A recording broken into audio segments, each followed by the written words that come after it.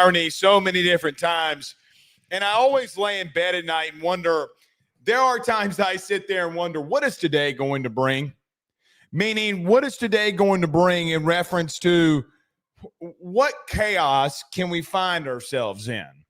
You know, like today, I'm like what I like to do on Thursdays. I'm just scrolling around. We're posting some videos, which I suggest all of you go to YouTube and check out. And I'm watching the LSU Florida game from this past week. And just a TV copy, no big deal. It's over. My daughter Jewel is asking while I'm sitting there watching it, she's asking for goldfish. So I'm like, no big deal. Get up, go get her for some goldfish. She goes and sits in her chair. But then I noticed while I'm making her goldfish and putting her in her chair, I'm getting me another cup of coffee, that Colin Cowherd's The Herd comes on, like a clip with Joel Klatt. All right, well, no big deal. Let's see what he says. And then Joel Klatt comes in the conversation because he's asked by Colin Cowherd about the outburst that Brian Kelly had this past Saturday, in which this man called the local beat, and all local beats really is what he's trying to put the context in. These people are narcissists. They think they are bigger than what they are.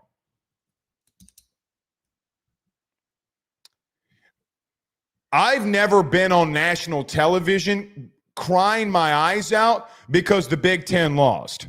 Now, you can say you aren't, but you better remember that there's far more people in the media that kind of don't like you and that will tell your deep and dirty secrets, like when Ohio State lost to Georgia a couple of years ago. But that's neither here nor there.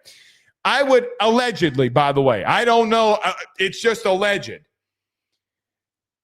I sit here and say to myself, the irony that this man has to run out on someone else's show and call beat reporters who work their ever-living asses off for a specific team that you've never done, for you to call any of them, whether you like them or don't like them. Guys, a lot of people in this business work their asses off for the individual teams that they cover. Oh, Blake is saying this because it feels like it's targeting him. He doesn't even know who I am. But doesn't stop me from going out there and saying, hey, there's an open platform. If you want to call local beat reporters narcissists, when you sit there and keep yelling at people saying, no, my way or the highway, and then you won't go and do civil discourse with people, then that's up to you. I thought that we were past this, by the way. Guys, here is just the truth, whether you want to hear it or not. Should the first question of Brian Kelly on Saturday have been about how bad the offense was? Fine. You can concede the point that the first question that to Brian Kelly should not have been asked like that or about that. I get it. You had 5 picks. It's a great win. I get it. Do you think the question about the offense shouldn't have been asked? Joel Klatt literally ran out there and has said things about national games that I know for a fact that he doesn't watch. There's no way. You're calling a game. You are not watching every single down. I cover this sport nationally too, my guy. But to call out a local beat, by the way, you can have your own favorites. You can like us. You can like someone else. There are a lot of great reporters on this beat specifically, whether you want to go to Wilson Alexander, Shea Dixon, whether you want to go to Bryce Kuhn. It doesn't, Mike Scarborough, Buddy Sanji. I don't really care who you go to. I hope that you would like to come and listen to us. It doesn't matter who you go to and who you like the most. Those people work their asses off. And to call somebody narcissistic and they think that they are bigger than what they are. What do they think that they are? I make a living from this, so do you. After what happened last week, why don't we try civil discourse? Stop being an egotistical asshole, and then I gave him an open platform here. Come and challenge it. You've never been on a beat. You'll never be on a beat, and you don't know what it's like. Now, I know what it's like to cover a national sport. Been there, done that, bud. Still do it every day. It's not easy.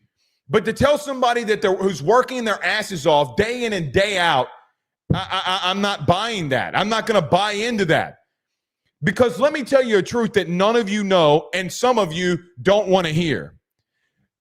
People that work on this beat know things that they can't repeat. They can't repeat it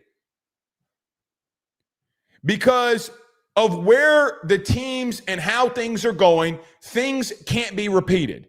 There are things that are told to me every single day that cannot be repeated on this show. Oh, well, Blake, why are you holding it? Because it's irrelevant. It's completely irrelevant. And when you love a team, like let's say, for example, I love LSU. Sometimes there are situations where LSU doesn't do the right thing. I don't come in here and bitching about and starting rumors on and not even starting rumors, but tell things that actually and factually happened that don't need to be in civil discourse because at the grand scheme of things, it doesn't matter. I'll bring up an example, and I don't even like using this example because of where it leads. This player is getting interested in hitting the portal. Then I get hit up, just to give you an idea how this works. Like Caden Durham's going to hit the portal. Okay. Then I'm getting berated with phone calls from multiple sources saying, hey, bro, no, I'm not. No, he's not. All right. What do you want me to do about it? Sometimes the skeletons that are under the bed, sometimes the skeletons that are in the closet, even for your own team, you don't want to hear about because it wouldn't be your favorite team anymore. Some of you wouldn't like some of the skeletons and how the sausage is really made. What players from high school recruiting, from players to the portal, what they deem and what they come in on a visit and say to some of these coaches and staff, you would be blown away. And how they got to deal with it to get that player on campus. You'd be blown away. Joel Klatt has absolutely no idea what that's like. He has an idea of what it's like to run a program. But until you're on a beat every single day covering a singular team and know what it's like, you have no clue. I can't believe I'm the person coming up here sticking up for the media. But if you want to call someone narcissistic, if you want to come out here and say they think they're bigger than they are, buddy, look at you. Look in the fucking mirror. There's nobody on one of these primetime slots that acts like he's better than others than this man. Nobody. And I will openly debate him about that. What are we doing?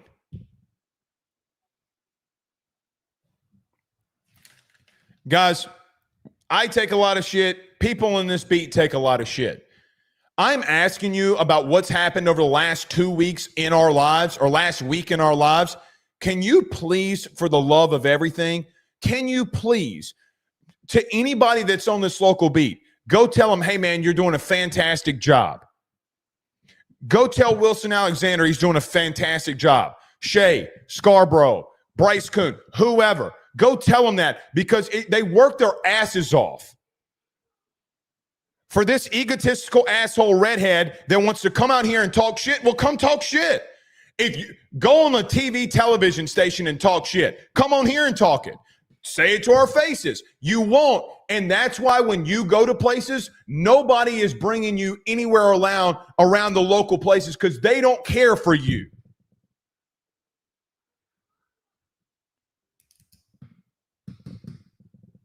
Guys, the real truth is that, yes, did this story get bigger than what it needed to be? Probably. Are you 94th in the country in total offense? Yes. Are you 116th in the country in rushing? Yes.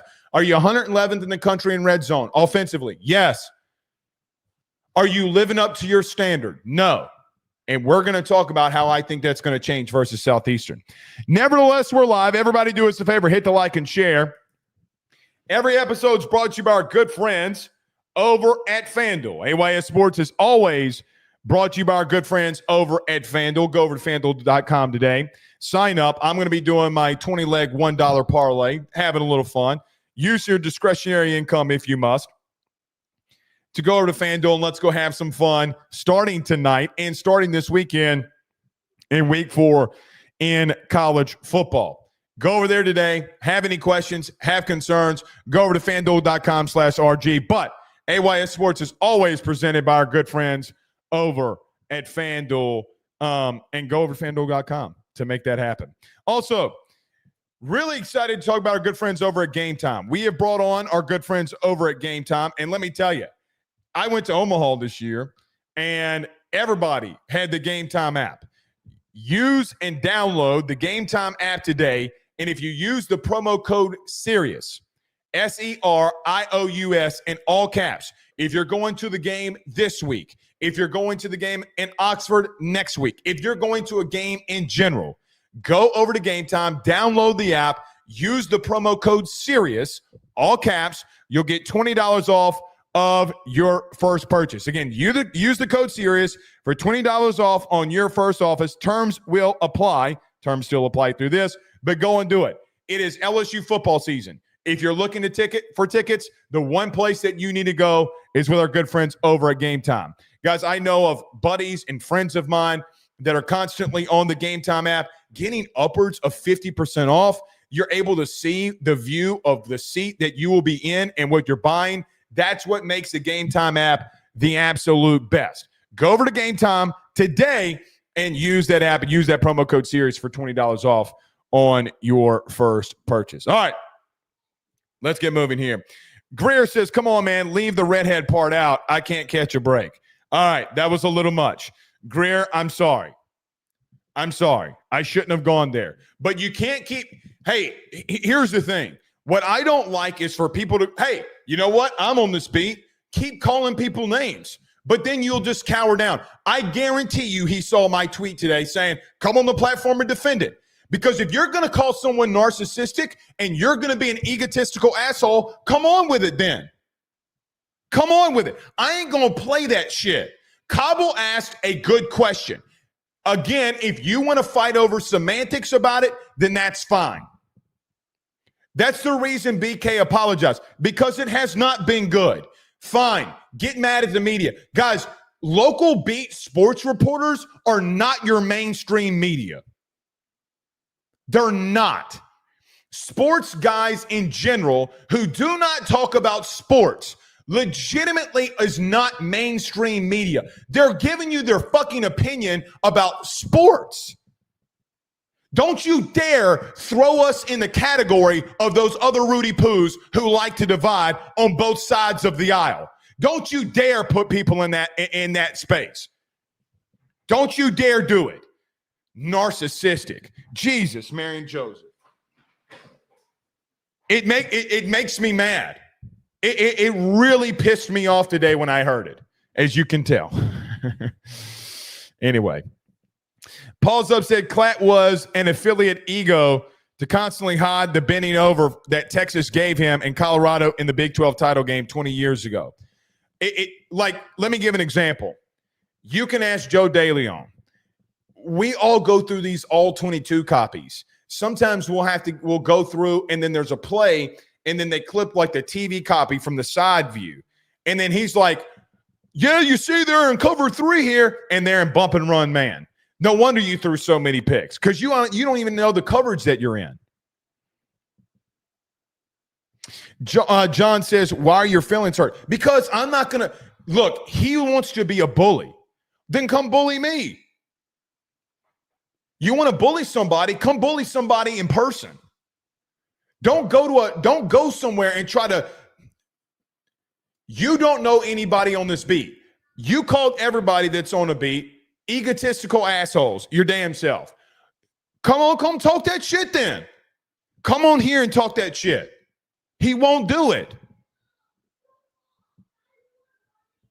Anyway, Tommy says, we love you, Blake. Thank you. Tommy's in the 315 East Syracuse, New York. What do you think the 3 permanent opponents will be? So let's talk about that before we get rolling here. So the SEC announced that the 3 permanent opponents will be announced on Tuesday, and obviously we'll be talking about that a lot on Tuesday.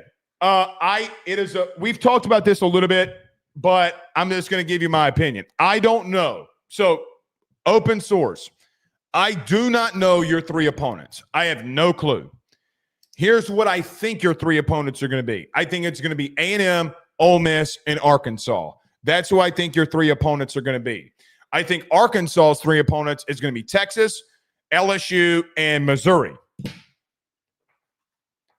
But I don't think it's going to be Alabama. Guys, when they announced that we are going to the SEC wants to go to true rivals, where you have the Magnolia Bowl, you have the Battle of the Boot, and they have tried over the last 14, 15 years to make LSU and A&M a rivalry. That's why they put it on Thanksgiving weekend. I don't – that's what I see. Guys, Bama is not a natural rival to you. It's just not. So that's what I think your three opponents are going to be. Oh, well, Blake, they're going to do it for the money. No, they're not. And I don't think it's going to be Florida. Maybe it is. Maybe on a strong chance. Florida is more of a rival to you than A&M is. But I don't trust the SEC to do that. Legitimately, I don't. I legitimately don't. John Sibley Butler, Dr. John Sibley Butler says, feeling good about this team now that Florida is behind us. Happy that the quarterback, happy that QB was horrible. Ole Miss is next, who barely beat Arkansas. Well, that is true. They also did it with a backup quarterback, too. They scored 41 points with a backup quarterback. I don't think it's going to be in a walk in the park for us, to be honest. Greer says, hey, Blake, I enjoy the hour a day of you talking about my favorite team. Love the show. Anyway, you can get Memphis spec on. Yeah, Memphis is – I reached out to him a couple times last year. He was really busy, and so we just kind of moved from there. But if you want me to, yeah, I'll reach back out to him. But he was doing a lot of things when I reached out to him about 3 or 4 or maybe 6 months ago.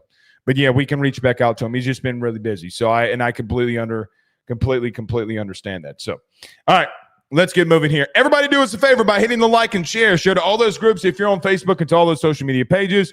You're watching us, listening to us on YouTube. Like, subscribe, notification bell, wherever you listen to podcasts. Rate, review, and subscribe. When we come back, we'll talk about keys to victory. Brian Kelly gives his final update. Trey Green is questionable. West Weeks is out. Doubtful. He's out. And we'll talk about Brian Kelly as, again, he's asked about Garrett Nussmeier and a young freshman that nobody's really talking about, that apparently Brian Kelly has had his head turned on the defensive line. So we'll talk about that as well. Let me get to a quick break. When we return, we'll do that. Again, every episode is brought to you by our good friends over at FanDuel. Go over to FanDuel.com today to place your bets. Let's get rolling here. He will sell your house and find you a new. Well, Tyler's the man. He's here for you. If you want to buy or sell, well, it's not too late. Dial 955-0008. Just call 955-0008. Y'all call Tyler. He'll shoot you straight. Hey, guys, I want to tell you about our good friends over at Red Stick Financial. They're your local residential mortgage broker located right here in the heart of Baton Rouge, Louisiana. At Red Stick Financial, they find the bank that works for your particular set of needs to purchase the home of your dreams or refinance the current one. They truly are your partners in this process, and they pride themselves in helping individuals and families with one simple goal in mind, and that is to make home financing approachable, attainable, and stress-free. They are licensed in all Louisiana, Texas, and Mississippi. So from Amarillo to Meridian and everything in between, they have you covered. Red Stick Financial brings you creative, customized solutions, and they don't believe in the one-size-fits-all when it comes to loans. They even have special options for mobile and manufactured homes located in a flood zone and stated income financing for those of us who are self-employed borrowers. If you or someone you know is looking to buy a home, refinance an existing mortgage, or simply want to know what options are out there for your future, give Red Stick Financial a call today at 225-407-9250. That's 225-407-9250. or check him out online at redstickfinancial.com. That's redstickfinancial.com. Before you purchase the home of your dreams or you go and do that refinance, you need to go local. Go Red Stick. We're back. Doug Knows says, saw the talk of reviews in Big 12. Officials should have a post-game presser like the coaches and players, only way to keep them accountable. So to Doug's question in Super Chat here, the Big 12 announced today that it will become the second conference to share the video from the conference's replay center for its broadcast. In case you missed it last week, the ACC, when there was a review in the Clemson-Georgia Tech game, they showed the office of the ACC and showed that replay. It was absolutely phenomenal. Guys, quite frankly, the ACC, the best thing that the ACC's done over the last decade plus is that they showed the replay of like how targeting looks, how the referees and how the officials are handling things. And you would have I would have never known. I thought the officials just heard from the league offices, and the league offices takes a look and then they tell the head referee. No, it's the head referee talking and making a lot of decisions here. So the Big 12 is going to start implementing that as well and letting you hear into that broadcast. The SEC, I think, is probably going to be a little chicken poo-poo about doing that. But they need to, because let me give you an example of what happened with LSU last week. So the Big 12 and ACC announced that they're going to let you hear in on these replays. We could have heard and should have heard their logic and reasoning by why Whit Weeks was kicked out of the game for targeting. Now, the SEC, more than most, they have had some boneheaded decisions, and they have done some boneheaded things on the field. Now hold yourselves accountable, because there is no way that Whit Weeks should have been kicked out of that game. The offensive player dips his head. What do you want Whit Weeks to do? I think that I agree with Doug, and I agree that they should have post-game press conferences just like everybody else. They should be held accountable. The only pushback, Doug, that I give on that in the Super Chat that was brought in here, the only pushback that I give on that is these guys are lawyers. These guys are insurance brokers. These guys are real estate agents. They're not full-time employees.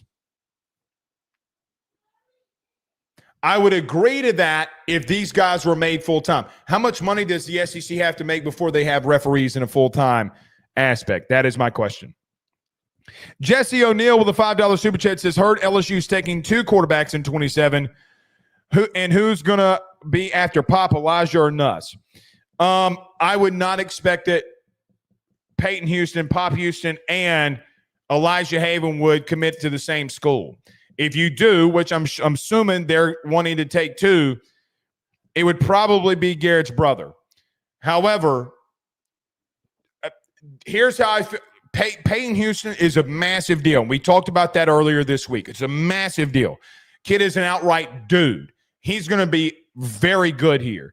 Maybe Nuss wants to come in here and battle him, and then if it doesn't work out, or if it does work out, then you get your answer there. They need quarterbacks in 2026. They need quarterbacks like they can breathe, because, again, everybody wants to talk about 27, and I know that they have a plan.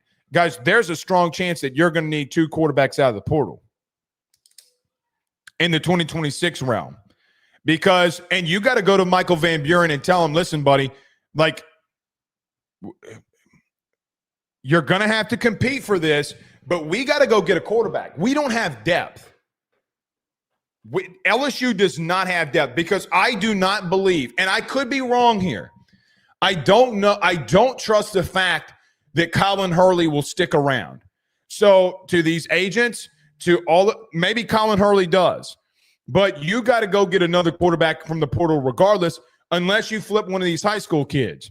You had the kid from South Carolina in, the Duckworth kid, and for the Louisiana Tech game, and the offense poo-pooed down its leg, and the kid's not going to flip. Not right now.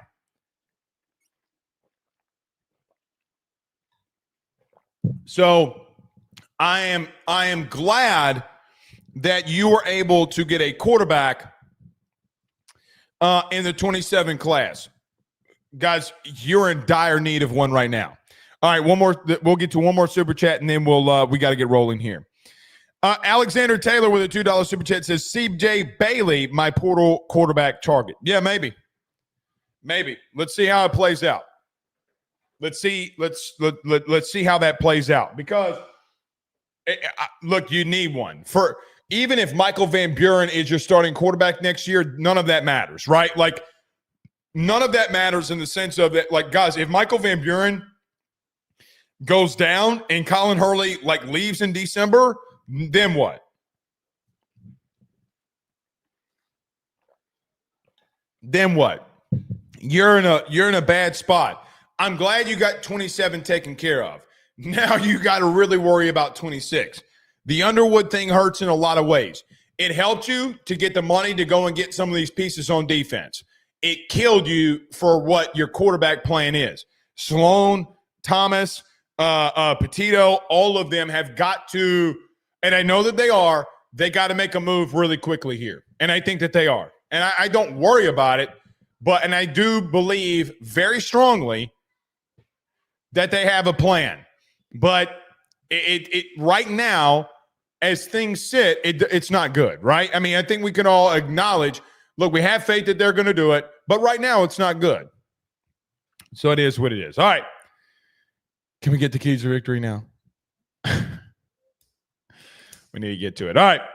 Every Thursday, we do keys to victory. And every episode and every segment is brought to you by our good friends over at FanDuel. Go over to FanDuel.com today. Every episode and every segment brought to you by our good friends over at FanDuel, ayssports. All right. So, look, I say this every time that we have an opponent like Southeastern, Louisiana Tech. I don't think that these are things that I'm going to say tonight that you have to 1,000% do to beat Southeastern. Brian Kelly, Joe Sloan, Cortez Hankton, Alex Atkins, whoever, may have a different idea of how to attack Southeastern more than I do. Now, humbly, I watch a little bit more Southeastern games than maybe some. And I think that what we're going to talk about is what I see that their biggest weaknesses are. However, when it's in a week like this, I put this all on you. Now, I know that Brian Kelly today in his press conference was asked by Koki Riley, hey, are you trying to get some of the freshmen in? And I understand the question. But you got to go out there and make sure that you're actually dominating before you start doing stuff like that. And let me explain. Nichols from a season ago.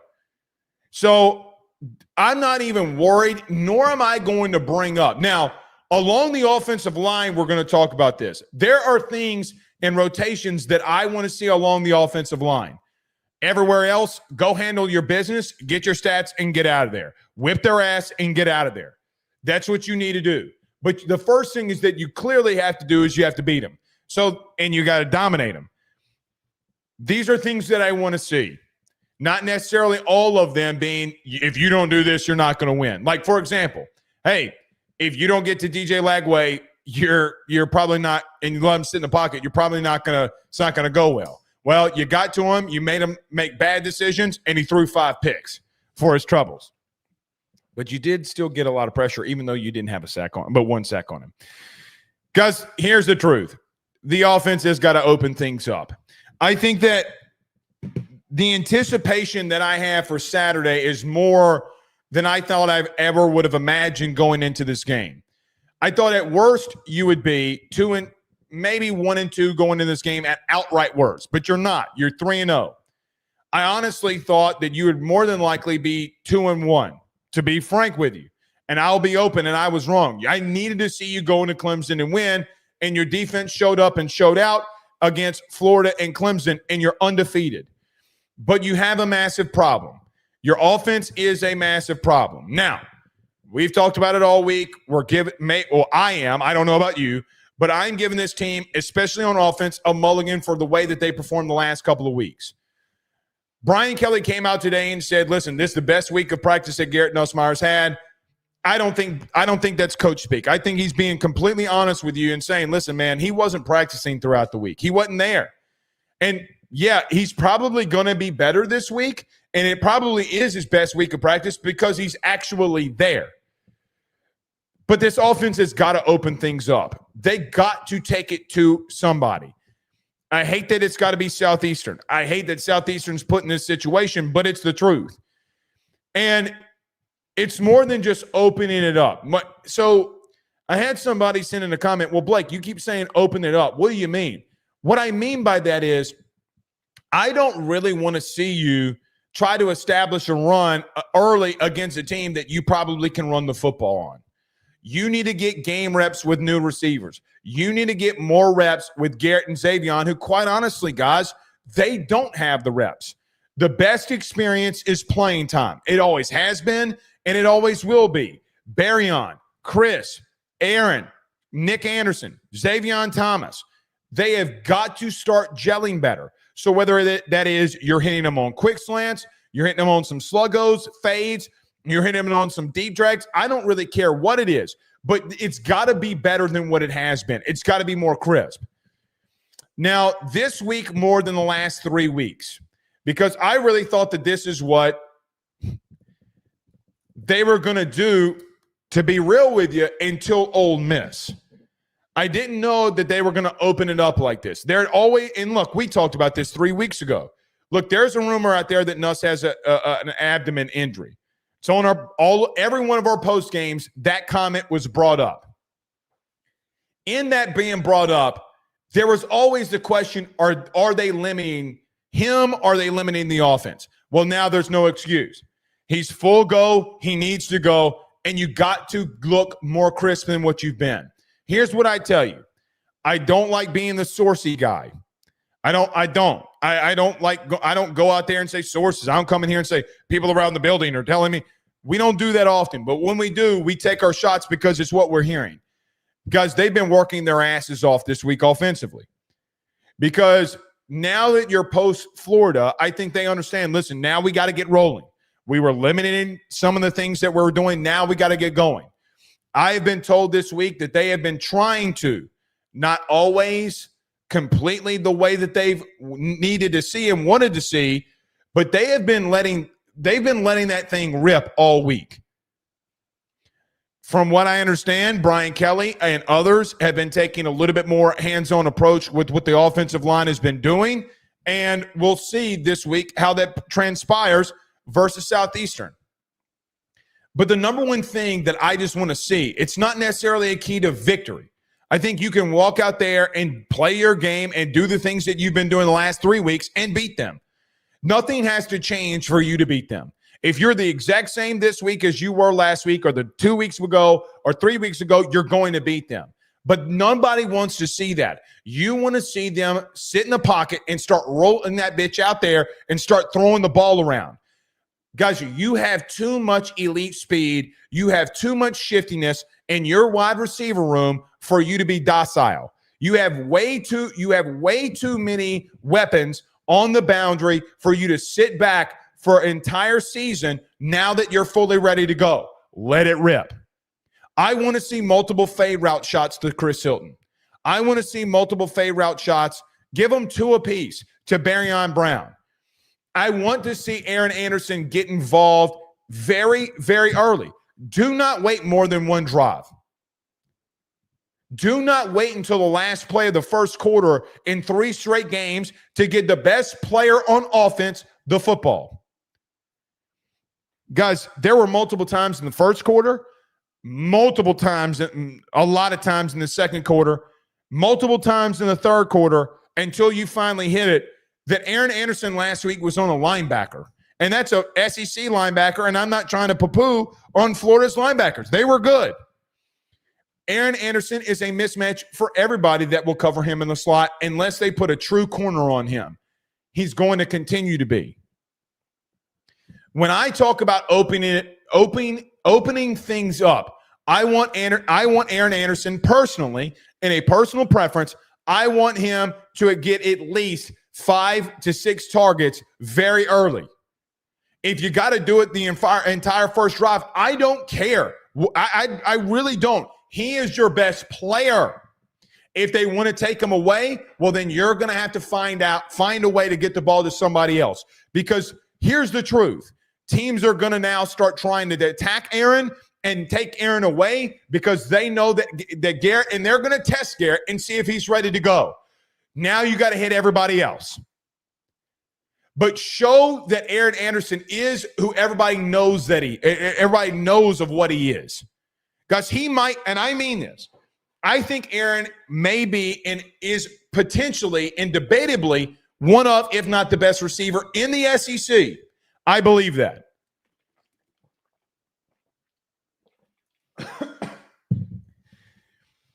Taking 4.5 drives to get him his first touch of the night against Florida is absolutely chaotic to me. It's malpractice. I don't care how you open it up. I don't care if you throw screens. I don't care if you throw bubbles. I don't really care. But you're going to have to start forcing the ball down the field and getting that timing down. I was told by multiple people this week that that's pretty much all they worked on. Hey, Garrett, we're letting you rip now. How do you feel? I feel great. Let's get going. All right, sounds good. Guys, I would expect, here's what I'd say. What I hope that this happens because they've been working on it all week. So regardless if it happens in the game or not, they have been working on this all week. I think that you're going to see a different look. I think that you're going to see a different team. And I don't mean, well, Blake, it's against Southeastern, so it doesn't really matter. No, schematically, you'll see things different. Excuse me. Things that maybe look a little bit more to what they wanted to do a season ago. Garrett has got to find the open guy. He's got to know what he's saying. Because you can't play around this week and think, all right, well, look, we kind of walked through and went through the motions this week. We'll really get it ramped up next week. No. You got to be mature enough to know that this game now, because of the lack of ability that you've shown the first 3 weeks, means a lot more than maybe it normally did. I got some chicken stuck in my teeth. Gross. Absolutely disgusting. I think that the middle of the field has been wide open for you in a lot of situations, and you've missed. Getting into the game, guys, I would 1,000% still attack the middle of the field. I don't think Southeastern's linebackers are going to be able to cover anybody that's on your team.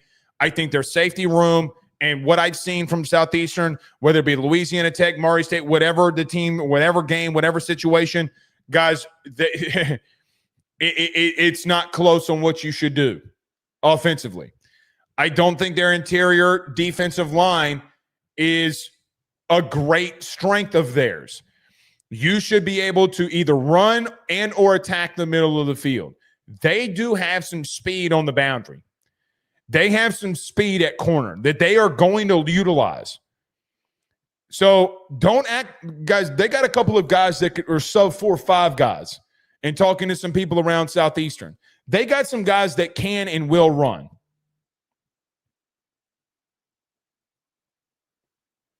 So they have some talent. They don't have your level of talent. They don't have your level of depth, clearly. Getting Bauer Sharp involved, getting Aaron Anderson over the middle involved, getting Nick Anderson involved, getting these receivers involved to build this connection and build this confidence is really the only thing I want to see this week. Guys, I know that you can say, well, Blake, we got to run the football and find a way to run the football. You're not wrong. LSU has got to find a way to start running the football. You're not going to figure it out this week. Unfortunately, you just won't figure it out.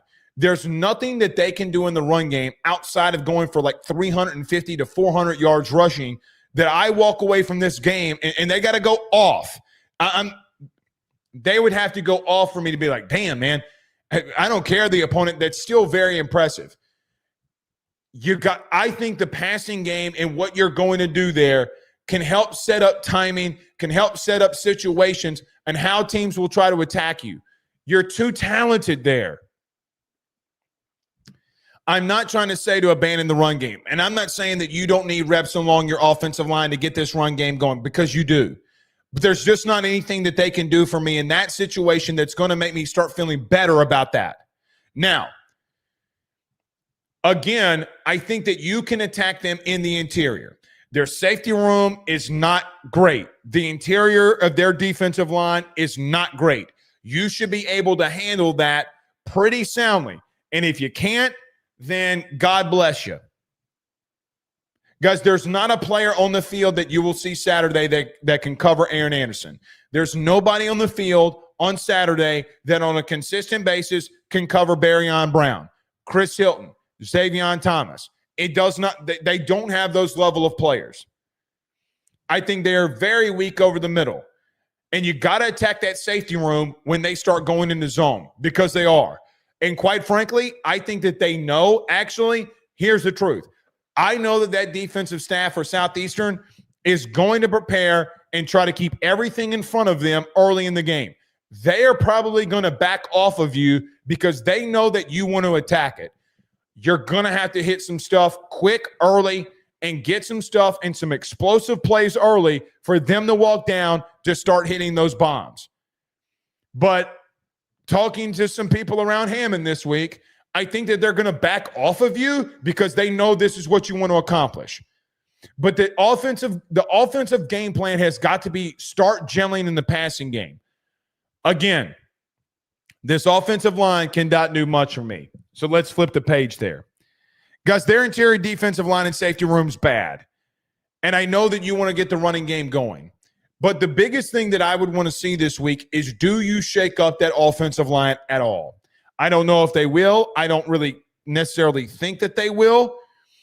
But I think that my part of this is, why wouldn't you? Why would you not shake up this? Why would you not shake up this offensive line? Why would you not shake up some personnel along this offensive line to see if they can give you a different look? I am not saying that these guys don't need reps themselves, because they do. But guys, the running game, this is how I would equate it for this week, and things I want to see, keys to victory of things that I think should be a positive and can be a positive for you offensively. Guys, you're a year and 3 weeks. You're 15 games that you're into this, and I understand that it's a brand new offensive line. I get all of that. You're 15 games into the Joe Sloan era as your offensive coordinator, where, guys, this has been abysmal. You were 108th in the country last year in rushing, and right now through 3 weeks, you're 116th. This is not the opponent that's going to test you in that. But what you could see is, hey, if Carius Kern does come in and play, if you do something different at left or right guard, maybe you can find something that maybe you didn't see in practice, but that they can go in the game and try to execute. Guys, you didn't know Emory Jones would be able to handle Will Anderson in 2022 until you threw him out there and said, go have at it. I don't know if Carius Kern doesn't know the plays, if they just don't have faith in him. I don't know. But from a personnel standpoint, I want to see this offensive line get shaken up. I don't think you've been good in your interior at guard, at either position, whether it be left or right. And I probably am not going to get my ask here. This week's just not the week to grade off of that. Guys, Southeastern got absolutely decimated by the portal. They're going to continue to get decimated by the portal. They do not have the depth anywhere in the interior. I think their linebackers can run. I think they got some speed at backer. Outside of having some speed at backer, you cannot and you better not allow this interior defensive line for Southeastern to make any plays on you. They're not good there. They're just not. Not compared about what you can and who you are. They're not. So, yes, if you want to establish the run, get reps, get some momentum, and get some confidence, that's completely fine with me. But the biggest thing I want to see this week is, listen, sure, you can run your starting 5 out there and let them get their reps. But at some point, now that you're 15 games and now about to be 16 games into this, maybe you should start shaking some things up. They tried to shake some things up in play calling a week ago, running some tosses, running some counters. And quite frankly, you need to find a running back that can find the hole and hit the hole. I don't want to – look, Jawan Johnson has a role on this team. You got to find if Harlem Berry can do this. You got to find out.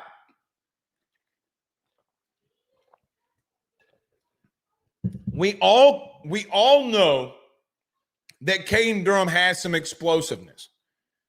But can you find another back that can give that to you? Will be the question. Another thing.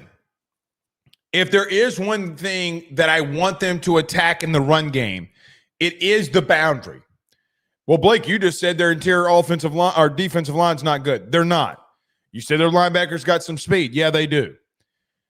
But I think you need to start attacking outside zone more and outside zone runs more or outside tosses more than what you've been doing. Think about this. LSU is running the ball for 5.7 yards per carry when it is out when a run play is outside the tackles or called for outside the tackles. Whether that be last week versus Caden Durham or with Caden Durham in the I formation or the multiple toss plays that you saw. Or some of the plays that you saw versus Clemson, such as the long run that Caden Durham had later in the game where Kyle Parker sealed the edge and you had the cutback. There have been multiple times that you've had big runs this season. None of them have come in the interior. None of them. Every single productive run that you have had, every one of them that have gone for 5 yards plus has not come through the interior. It has come on the outside. Well, then keep running it.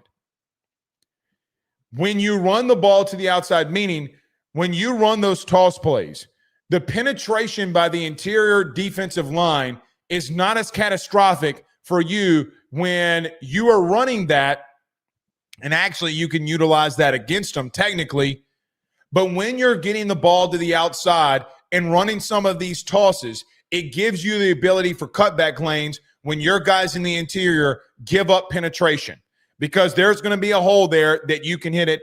And every single time that you ran those tosses and those interior defensive linemen like Caleb Banks was coming up the field, well, there's nobody in his gap for you to cut it back on the toss. And that's why you kept having those, I say explosive, but those moderately really good runs. You got to attack the perimeter. Keep running that damn toss play. Guys, I know that there's been a little joke about going in the I formation and going a little less miles. But there is, and I know that I've joked about that and we've talked and joked about it. Okay? But there is something from less that I would actually take. If it's not broken, don't fix it. Meaning if you're going to keep getting these 5 to 6 yard per carry runs when you're running these tosses, when you're running these specific plays and counters and you're sealing edges, then why are you not running it? It's the most productive thing that you've done literally in 2 years from the run game. Attack it again. When they try to take it away from you, then hit them with something different. Oh, well, Blake, what happens if they take it away? The teams are going to know. That's why you're supposed to scheme up something to get them off their heels. Meaning, Lane did this to us so much a couple of seasons ago, and he did it to Georgia last year. They kept running this damn little toss play, and then they play action the toss and had a tight end come across the middle, and nobody was there, and they kept running it over and over and over again, and literally made them extend themselves, pursue, and then hit them on the backside of it. It's not that difficult. But if that's the best thing that you do in the running game, then let's go do it. And let's go attack it and see if this is something that will work. All right.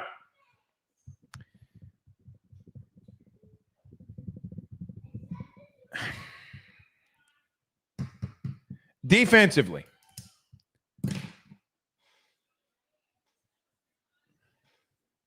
Guys, I'm really at a loss for words here.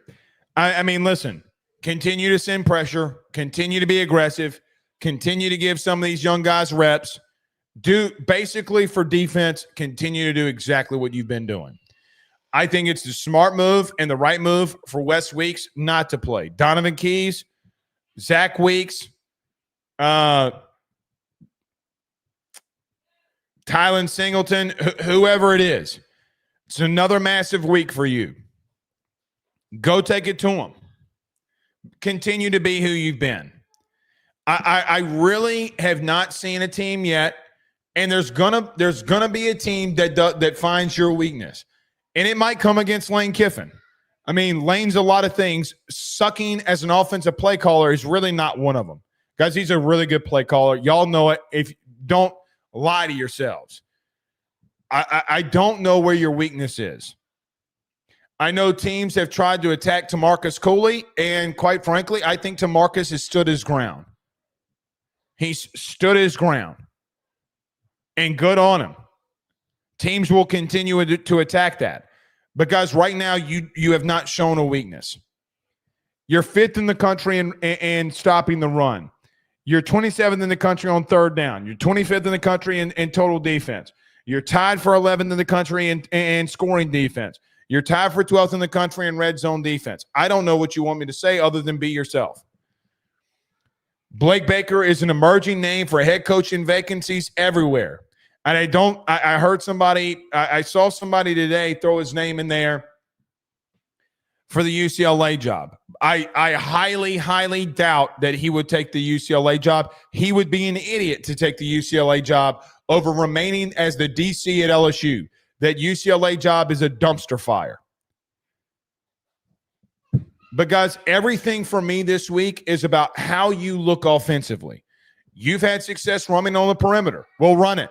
You got to find and gel better in the pass game. We'll find it. You got to push the ball vertically downfield. We'll do it. I don't know how y'all feel. Really, I don't. I've seen a lot of you give me a lot of things that you want to see. Running the ball at Southeastern is going to do nothing for you moving forward. Maybe it gives your offensive line a little bit of confidence. Maybe it does. And if you find your confidence in the running game against Southeastern, then by God, good on it and good for you. But, guys, you got to just go out there and throw the football around. And defensively, you're going to continue to send pressure. Let's go pad the stats a little bit. Get in and out of there. Don't let anybody get hurt and hope nobody gets hurt. And we're in and out of there and we're good to go. Attack. Hit them in the middle of the field. They're going to play off of you, so hit some short stuff early, let them walk up, and then start throwing it deep because Barryon Brown and Chris Hilton are way too fast to not be utilizing them, and that is the truth. Y'all going to think I'm crazy. This game is more intriguing to me than Louisiana Tech. Quite frankly, it's one of the more intriguing games of the season right now because of, hey, man, you're saying that you're taking the handcuffs off of Garrett Nussmeier. Sounds good. Go make right decisions, kid. Go make right decisions, and we'll see. All right. I see we got some Super Chats in here, so let's get to it. Let me get to a quick break. We'll get to the Super Chats. Brian Kelly met with the media in a final update, so we'll get to that as well. Stay with us. Guys, let me tell you about our good friends over at Grand Slam Heating and Air, where your comfort is their top priority. At Grand Slam Heating and Air, they promise to provide customers with high-quality HVAC service at an affordable price while ensuring the homeowner peace of mind. From their office to your home, they guarantee the best hassle-free experience around. Efficiency and comfort is their game. Let them make your home Grand Slam today. At Grand Slam Heating and Air, they're offering their annual maintenance plan starting off at $18.75 a month and also doing those $99 tune-up promotion. They provide free estimates for system and ductwork replacement, as well as offering financing to get the job done with no money up front. From Baton Rouge to Hammond to Covington, they're all around. So what you need to do today, give them a call at 225-380-9065. That's 225-380-9065. Or go over to their website, getgrandslamair.com. That's getgrandslamair.com, where your comfort is their top. Hey, Southwest Louisiana, are you ready to gear up for your next outdoor adventure or tackle that next big job on the farm? Then head on over to Henderson Tractors, Boats, and Power Sports. At Henderson and Lake Charles, they've got everything you need under one massive 30,000 square foot indoor showroom. Kubota tractors and mowers to power through the toughest tasks. Polaris off-road bikes and side-by-sides to conquer any trail. And tracker boats with brands like Ranger, Nitro, Sun Tracker, and Regency pontoons for a day out on the water. Whether you're a farmer or a hunter or just someone who loves the great outdoors, Henderson has what you need to get the job done and have fun while doing it. Browse their new and used inventory over at their website, hendersonimplement.com. That's hendersonimplement.com. Or give them a call today at 337-436-4366. That's 337-436-4366. Or go see them over in Lake Charles on the corner of East McNee Street and Highway 14. Remember, if you need a tractor, go to Henderson. Need a boat? Go to Henderson. Or if you need an ATV or side-by-side, you know where to go. Henderson. Just let them know that your good friend Blake Ruffino over at AYS sent you on by. We're back. I've seen a lot of you say, well, Blake, I hope the game's over by halftime. Me too. Me too. Because that means that you dominated. And it gives you a lot of excitement. And look, I think, listen, you should be excited if they go out against Southeastern offensively and dominate. You also should limit those expectations and let's go see what they do versus a Power 4 opponent too. I think I think two things can be true at once. Look, the potential's there. Again, you want to see the potential. This week is about what potentially you can be. So, yes, I do hope the game's over by halftime. Marquise McGehee says, I love the wide receiver depth with a $5 super chat, but I think we need a consistent rotation at the position, maybe more 5 wide or Chris, Barrion, and Aaron in the slot. I don't understand. So I talked about this. I don't understand why having Bauer Sharp in the slot when you can put more speed on the field. He's not a good enough receiving threat. Now, this week, you kind of want to let Bauer Sharp get his lick back on Southeastern, whatever. I get all of that. But you can't, Bauer Sharp being in the slot does nothing for you in the run game when you're trying to run inside zone run.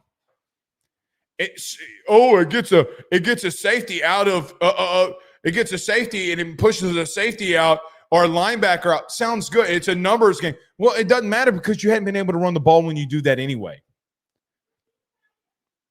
The numbers game from that perspective doesn't make sense to me. Oh, they're taking a linebacker and putting him out. Sounds good. Well, you can't run the ball in a 5-man box anyway. So why not put the speed out there? I don't disagree. You should have a 5-man rotation. And they got to find these receivers. So I don't disagree with you. And they better find them this week because God bless it. Looks sloppy this week. And I just don't think that they will. Bra337 with a $5 super chat says, just so we're clear, I got $20 on you if Joel Klatt wants to smoke. He don't want to smoke. Listen, I would give $1,000 right now to the charity of his choice if he came on to catch the smoke. Today, whatever charity he wants, I would give $1,000 today for him to do that. He won't do it, but clip it, send it to him, clip me saying that. I will give Joe Klatt $1,000 and he can donate it to the charity of his choice. Whatever charity that he would like. If he would come on here and defend him calling the local beat reporters here and everywhere around the country narcissists. They're more important than they think that they would. Buddy. I think when he goes back and he listens to that, he's going to be a little bit embarrassed.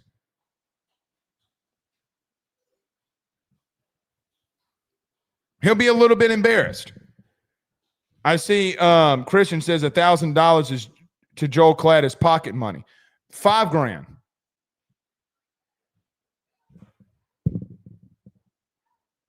I mean, $1,000 for a 15 to 20 minute is astronomically dumb on my part because I get no financial gain from it. But if you want the smoke, let's catch the smoke. It's like the Rob. No, I didn't. I've never played there. So yeah. I mean, like, don't try to be a bully when there's people on the block that can be a bigger bully than you. I don't play that shit. I just don't play that shit. All right. Brian Kelly said that Trades Green and West Weeks were or Trades Green is questionable. West Weeks is out. Said that Zion Williams, the freshman defensive tackle, or not Zion Williams, Walter Mathis has had some really good plays this season. I do wonder if he starts getting a little bit in that rotation because he did see some action last week, and I want to pull up. I'm trying to pull up his play log for last week. I know that I saved the how many snaps. I think he saw 18 snaps, maybe. I think if memory serves me correctly. Let me find it right here. Yeah, 18. So Walter Mathis, number 91, the true freshman defensive tackle, saw a lot of action last week from Savannah, Georgia, 6'2", 285. Looked good doing it. Brian Kelly talked about, look, he's just got an innate ability of shedding blocks, and he does. I'm really interested to see this week. Do you give Jacoby and Guillory a little bit of a rest? Don McKinley a little bit of a rest? Can some of these guys in the interior, like Ahmad Bro and Walter Mathis, be those guys that continue to show up? Do you give Bernard Gooden a little bit of a rest? Do you rotate more of those in and out? And I think that they will defensively. Now, let me tell you this. I didn't really preview Southeastern. Frank Selfo is a really good play caller. Phenomenal play caller. If you are not technically sound, if you are not fundamentally sound and in the position that you need to be, they will move the ball on you. They will move the ball on you. No ifs, ands, or buts. They're going to motion. It's Billy Napier on steroids. Really and truthfully. Selfo was the OC and quarterbacks coach, if I'm not mistaken, when Blake Bortles and the Jaguars went to the AFC Championship game. I know for a fact he was the quarterbacks coach for all three of Blake Bortles' biggest years. So if he can get Blake Bortles to do it, Frank's a great coach. I saw Frank probably like 3 months ago at a charity event and at a silent, was it a silent auction or something like that? Frank's a fantastic human being. Coach Selfo is awesome. But he's a hell of a play caller. So, but I think that you can roll out Mathis. You can roll out Ahmad Bro. You can roll out some of these other guys in the interior and give them a break and win there. Brian Kelly also said, before we get out of here, that this has been the best week for Garrett Nussmeier. Well, yeah, it's been the best week for Garrett Nussmeier in practice because he hasn't been practicing. Yeah, it better be. I will tell you this. I've asked this week, before we get out of here, I heard that Wednesday and today was a lot better than what Tuesday was. I heard Tuesday was pretty rough. Actually, I heard Tuesday was really rough. So we'll see, man. We'll see if they can find it, and we'll go from there. All right. We'll see you all on Saturday. Let's go watch some football. Y'all have a blessed night. Peace.